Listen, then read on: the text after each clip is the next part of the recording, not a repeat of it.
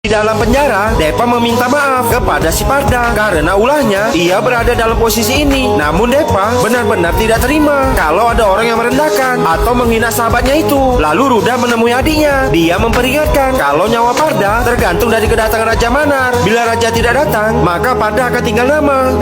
Gak taunya si Rada sudah ada di sana. Dia berkata kalau Raja pasti akan datang tepat waktu. Rada sebenarnya tidak suka sama Parda, tapi dia lebih tidak suka lagi kalau si Ruda menjadi raja pengganti ayahnya. Keesokan harinya, saat hari H voting, diperlihatkan semua petinggi Kansar datang ke sana untuk pemilu. Di saat pemungutan suara sedang berlangsung, Raja Manar datang. Alhasil, suara pun menjadi imbang, 48-48. Karena imbang, suara penentunya adalah suara si Parda. Di luar dugaannya, Parda malah memilih kubu si Ruda yang menginginkan perang sebagai menentukan raja baru. Karena gencatan senjata sudah dicabut, Parda dan Depa kembali dibawa ke penjara. Di saat itu, Depa dan anak buahnya si Parda dieksekusi mati. Mengetahui itu, rombongan kaum berbaju merah mendoakan mereka. Sedangkan si Parda dibawa ke basement oleh si Rangga. Namun di basement, sekujur tubuhnya dilumuri oleh darah. Rupanya si Rangga ini ingin melihat si Parda dibantai oleh pasukan zombinya. Jangan takut, kini mereka punya harapan baru untuk hidup. Setelah sekian lama, mereka sudah beribadah lagi. Lalu si nenek melumurkan di senjata Dewi Kali untuk melindungi Depa dan temannya. Di sisi lain, di tempat eksekusi, Depa berkata, "Woi Algojo, kalau ngasah goloknya kayak gitu, nanti ketajaman. Dibuat tumbul dikit bro, biar nanti pas saat akan memenggal, ada sensasi seratnya." Di saat nunggu golok diasah, Depa mendatangi dukun. Dia meminta dukun itu untuk menatoin tangannya, tapi dukun itu menolak karena sebentar lagi ia akan mati. Namun pas saat menyentuh Depa, si dukun langsung bisa melihat masa depan. Alhasil, si dukun malah ngakak dan langsung menato tangan Depa dengan gambar yang ia lihat dari sosok Depa, yaitu gambar iblis. Kembali lagi ke Parda, diperlihatkan dia berhasil mengalahkan para zombie dengan sangat mudah. Tetapi itu zombie tidak habis-habis, keluar melulu. Di saat Parda sudah terkepung, sontak mereka terhenti dan tiba-tiba berlarian meninggalkan Parda. Rangga yang bingung menyadari pasti ada orang yang lebih bau amis dari darah Parda, dan orang itu tentu saja si Depa. Pas saat zombie sudah dekat, kemudian langsung menghantam zombie dan membantai semua zombie itu. Malaikat mautmu telah datang. Kau memberi mereka obat-obatan dan membuat mereka marah. Melihat Depa membantai itu zombie, Parda pun tertawa bahagia.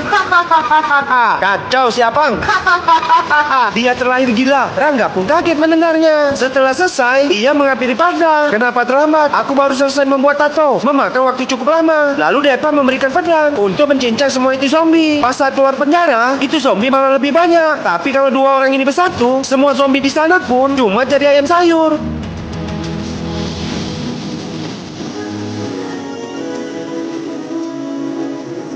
Setelah semua zombie pada habis, muncul lagi rombongan zombie. "Apakah kau ada teman di sana?" "Ada. Malah lebih tampan darimu." Sialan. Lalu dengan cepat, mereka berdua membantai semua itu zombie. Sudah selesai dibereskan, itu zombie malah datang lagi. Waduh, kacau bro.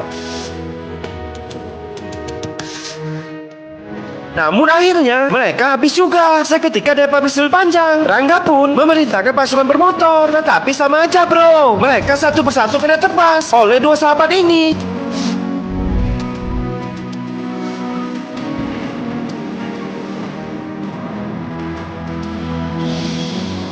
Dan akhirnya, inilah yang kita tunggu-tunggu. Dengan cepat, Parda langsung menempas lehernya dan langsung menjadi bangke. Di saat kondisi semakin chaos, diperlihatkan pasukan Ruda menyerang ke markas Omnya. Si Ruda ingin mengacau Omnya untuk berpindah koalisinya, dan Om itu langsung menyetujuinya. Gak cuma itu, builder yang mau dibunuh karena selalu setia kepada Raja malah berputar haluan. Dia bilang kalau pasukan yang akan merebut Kansar dari suku Manar sekarang adalah saatnya suku Gangiar yang akan berkuasa. Di saat yang bersamaan, diperlihatkan juga Raja Manar yang bercerita kalau apa yang terjadi sekarang merupakan hal yang dia takutkan selama 25 tahun ini, pengkhianatan oleh anak-anaknya dan perang saudara. Di saat itu juga, tangan kanannya Bapara berhasil ditangkap. Raja menyadari kalau Bapara ikut dalam kekacauan ini. Di sini ia pun tertawa. Akhirnya kita pun dikasih fakta yang baru kalau ternyata Bapara orang yang merupakan sisa dari suku Soryagan yang dulu telah dibantai. Jadi dulu saat pembantaian suku Soryagan ada beberapa anak yang berhasil selamat selama 25 tahun pun mereka bersembunyi di Kansar untuk menyamar jadi suku lain. Tapi selama 25